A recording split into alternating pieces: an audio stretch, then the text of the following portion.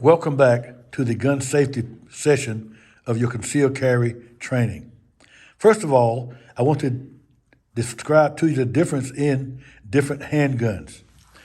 I will show you, first of all, this is a semi-automatic pistol. This one happens to be a Smith & Wesson M&P. I have this particular weapon in the .22 caliber. I have this weapon in the 9mm and the .40 caliber also in this weapon. I have this another weapon in the Smith & Wesson M&P Shield, which is a compact version of this in 9mm performance and in the .40 caliber version. I just love these polymer frame weapons. Now, this semi-automatic is called semi-automatic because it will shoot as long as there are rounds in your box magazine. This is a box magazine here. As long as there are rounds in that magazine, it will shoot till it goes empty. Now, let's talk about gun safety in general. Treat all guns as if they're loaded. Treat all guns as if they're loaded. Also, when you handle the gun, point it in a safe direction at all times. Point it in a safe direction at all times. You want to always, when you grip the gun, grip it very deliberately, such as this, the web of your hand, the top of that back strap. Now your trigger finger, keep your finger off the trigger until you're ready to shoot. My trigger finger now is along the frame of this weapon, just like that, not on the trigger. And it's pointed in a safe direction. Make sure the gun is safe. Know what's beyond the target where you're shooting at. Know where you're shooting, because when you fire a weapon, the projectile comes out with tremendous pressure at many feet per second, depends on the weapon, and there's a danger of over-penetration. It may go through whatever you're shooting, even if it's a person, and endanger those who are beyond that target. Also, it may hit something and change direction. It may ricochet, hit something you did not intend for it to, or it may fragment, causing danger. So always wear hearing protection. There's a noise decibel danger, and you can lose your hearing by firing these weapons in a long time without hearing protection. And also wear eye protection at always when you're firing a handgun. And especially you're firing steel, do not fire anything steel with a weapon, a handgun, less than 20 feet away, and then at an angle.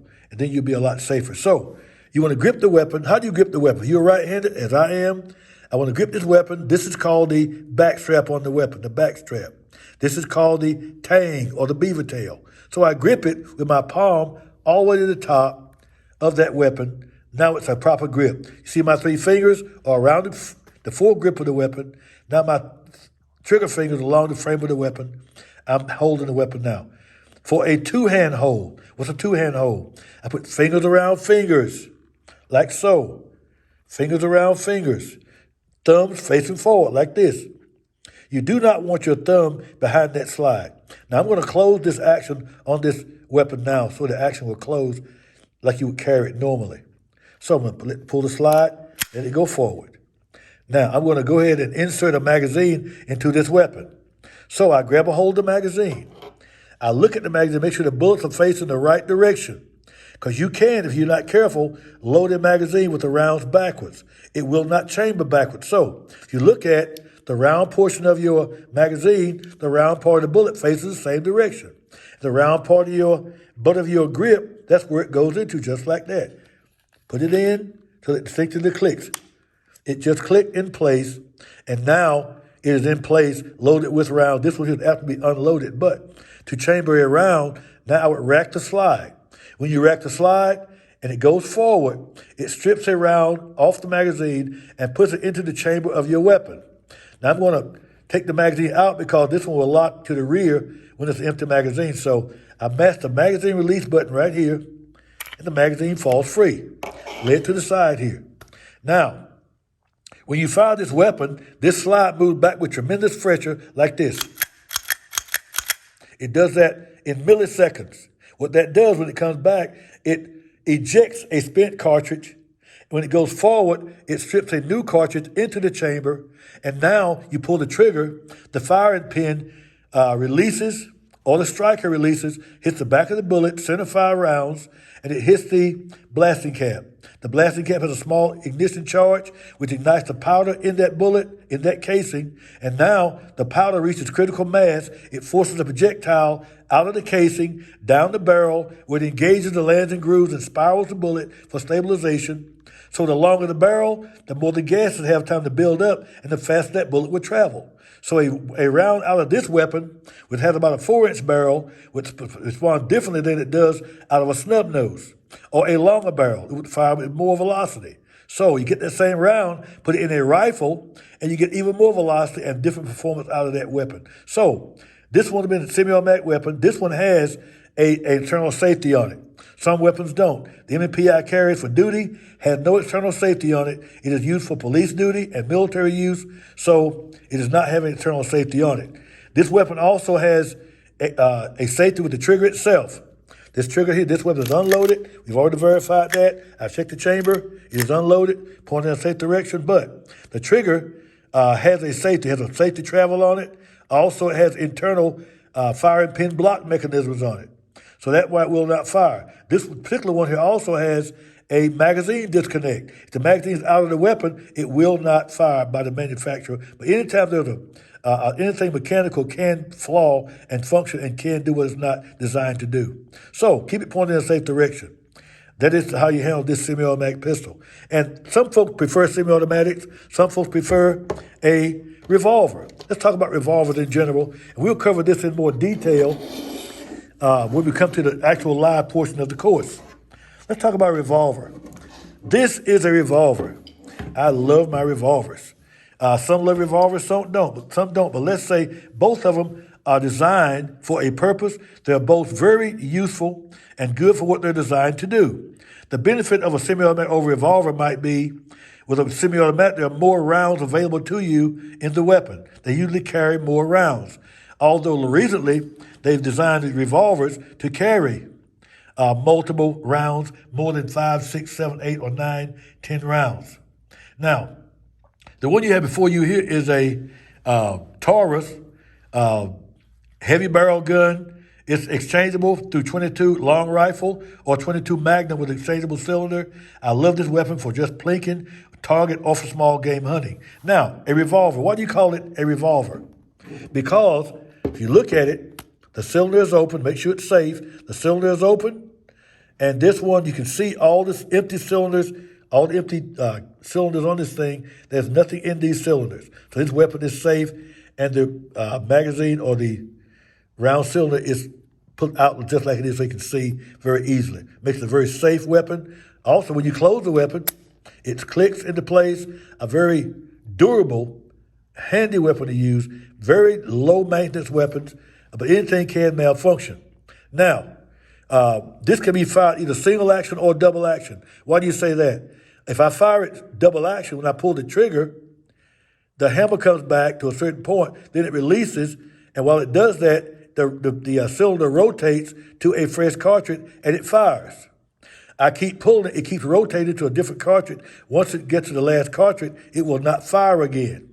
If you pull the trigger and it does not fire, it may be empty or it may be a bad cartridge, a bad load. Just pull the trigger again to the next fresh round. It will fire till it gives out of ammo. Now, that's double action. For single action, I want to cock it. Some of them made that way, some of your Western style, they only fire single action. That means you got to cock the hammer on the weapon. Now it's cocked. When you do that, you notice that trigger is further back in that trigger guard. Now it is a higher trigger. A lot lighter trigger is very effective for precise shooting at long distances. It makes you a lot more accurate. But you do not want to do this normally in a defensive situation because this trigger is so light, it can inadvertently go off when you first touch that trigger. You do not want this in a self-defense situation. For a long-range situation, for precise application, this is what you want to do. I'm going to release this hammer on this weapon, but I'm trained to do that. But be careful you do it on your own. So this is a revolver. They are very good weapons to use, very low maintenance, very few things to go wrong with it. And this is a full-size revolver. Now, I'm going to show you a smaller revolver, and even lighter. This one is made by Taurus. It is a small snub-nosed revolver. So this gun and the one you just saw will shoot the same rounds. A long bullet for a 22. Now it will shoot 22 short, 22 long, and 22 long rifle. So, but with this gun, since the barrel is so short, it would not generate the same velocity as the longer 22 will. Nor do you have a long sighting plane. You notice from the rear sight to that front sight is a shorter plane, so it's not made for long shooting applications. It is for self-defense, close quarters application. Now, most handguns are designed, and we train you at a maximum in law enforcement and corrections for 25-yard max application. Will they shoot further than that? Of course they will.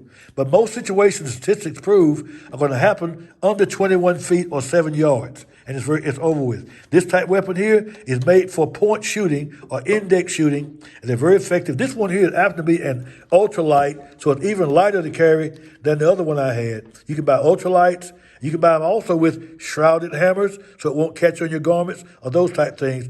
And feel free to use revolver if you choose to use a revolver for self-defense. Just practice with it. They come now with lasers or without lasers, all kinds of different grips to make sure your hand size fits this weapon. So that's a quickie on a semi-automatic. We'll cover more of this when you come for the live session.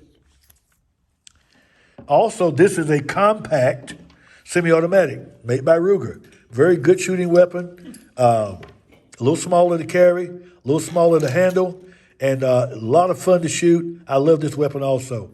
That's one of the options you have in that weapon, right? Now, let's say you don't want to carry a firearm, something that's lethal. You want some non-lethal options to carry. You may choose things such as this. Everyone knows about your pepper sprays. These are readily accessible. You can pick them up at almost any department store, any sporting goods store. They are very effective against most assailants. It's an irritant in this particular canister here. You hold it in your hand, you aim it toward the suspect, and you pull the trigger. And it irritates the eyes and the throat and the nasal passages, and it will disorient most people. Is it 100% effective? Absolutely not. Now, the formula that we use for law enforcement is 5 or 10%, a lot more potent than this, but this potency here is adequate for most protective situations. So carry it in your hands. Don't have to reach for it. Have it in your hands to be used as a non-lethal option. Also, you might use something to just deter aggression. This is a personal alarm device. If you notice, it's got a little attachment ring here for it. It will fit on your zipper, on your loop, on your clothing, and it's operated by one hand.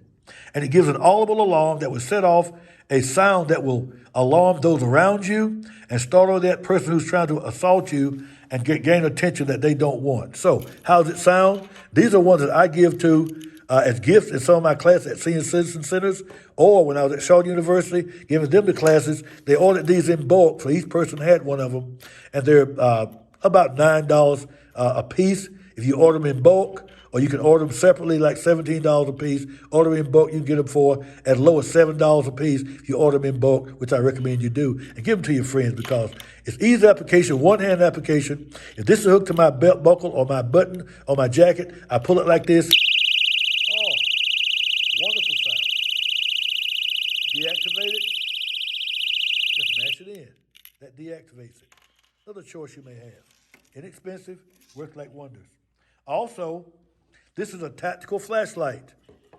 Tactical flashlight. It's a regular flashlight with a very nice LED bulb in it. So it's a wonderful thing to have. Gives off good light.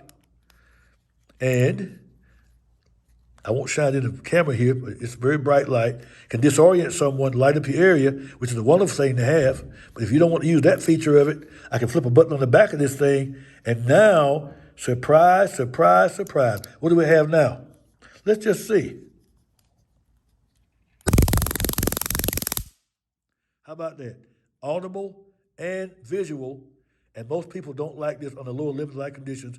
Dogs can't stand this. It draws attention and psychologically disorients someone, and they'll choose a softer target. But if you have to touch them with this thing, you got about 50,000 volts going through their body, and it can disorient them or lock up their muscles. And it's a contact weapon. That's the only drawback with it. It's a contact weapon. You got to touch them for it to be effective. Now, a taser's quite the opposite. It's a long-distance weapon. It may be 10 feet, 15, 20-foot lanyards on it. But each prong must engage the suspect to complete the contact for it to work properly. So this is a wonderful thing to have, and hopefully don't use it in close quarters with anybody. If you do touch somebody with it, it should be effective enough to get them off of you. So those are some of your options you have at your disposal. We'll also show you and teach you some self-defense tactics at that time during the live session. So thank you very much. Be safe. Thank you.